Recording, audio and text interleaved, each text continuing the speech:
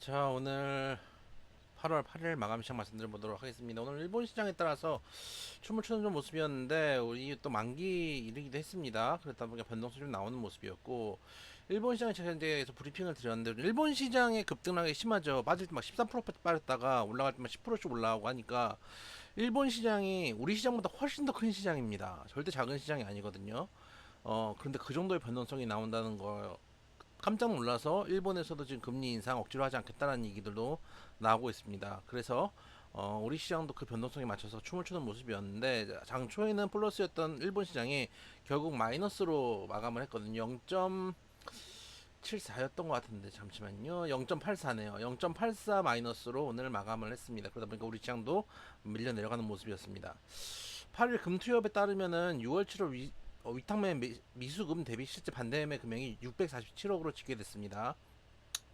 미수금 반대매매 같은 경우도 그렇고 신용거래에 대한 반대매매 우려도 커지고 있는데, 담보 유지기간 통상 140%입니다. 이 아래로 떨어질 때는 추가 입금하지 못하면은 증권사는 이 거래를 15배 싼 가격에 강제 처분합니다. 실제로는 하한가에 던집니다. 지난 2일 기준 국내 주요 5개 증권사의 담보부적 계좌가 21,487개였는데, 지난달 9,686개에 비해서 2배 넘게 증가한 모습이었습니다. 거기다가 최대 주주가 주주로 담보를 맡긴 주식도 반대로 나오고 있는 모습인데, 엑스플러스가 최근 일주일간 엑스플러스 한번 볼까요? 처음에 우리 급락 나왔던 날 개박살이 나고, 급락 나왔던 날도 아니네요. 이날은 급락 나왔던 날이 맞네요.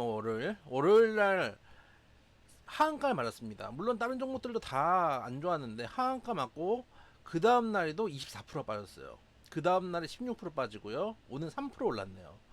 그러면은 최근에 1,500원이었던 종목이 지금 707원이거든요. 1,550원에서 707원까지 반이 넘게 내려왔습니다. 대주주들의 담보를 맡긴, 주주가 담보를 맡긴 주식도 지금 반대면으로 나오고 있는 상황인데서 이만큼 빠지는 종목들도 있다. 시장이 안 좋아지면 항상 투심이 약화되고, 투심이 약화되면 시장에서 털려나가는 사람들이 생기 마련입니다. 반대매매로 털려나가기도 하고 무서워서 털려나가기도 하는데, 그만큼 손바뀜도 발생하게 됩니다. 손바뀜 이후에 오히려 주가가 강세를 띠는 경우들이 많습니다. 코로나 때도 리먼 사태 때도 그랬는데, 지금은 리먼 사태 같은 경우는 저도 아직도 기억하고 있는데, 그 전까지 전날 전전날까지 또 우리 전문가들 저같이 방송 나오는 사람들이 괜찮다, 뭐 문제 없다, 일본 미국의 문제다 그러다가 리먼 파산 뉴스가 딱 떴거든요. 그 전날에 그래서 미국이 개박살이 났죠. 그 다음날 떨어지는데, 이번에 우리 월요일날 떨어지는 것처럼 그렇게 프로그램으로 밀어버립니다. 그 당시에 이번에 월요일날에 삼성전자가 10% 빠졌잖아요. 제 기억으로는 그때도 한 10% 빠졌던 것 같아요. 근데 물론 차이는 있죠. 지금은 30% 하한가인데 그 당시에는 15% 하한가거든요.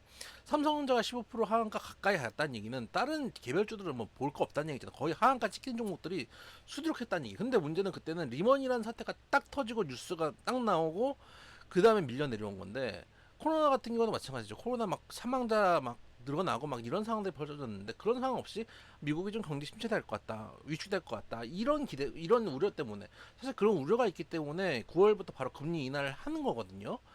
그런데 어떻게 보면 시장이 예상하고 있는 경기 위축입니다. 왜냐면 그동안 너무 돈을 많이 풀다 보니까 인플레이션도 심해졌고, 인플레이션이 심해지다 보니까 가처분 소득도 줄어든 것도 맞거든요. 그리고 너무 이제까지 호황이었어요.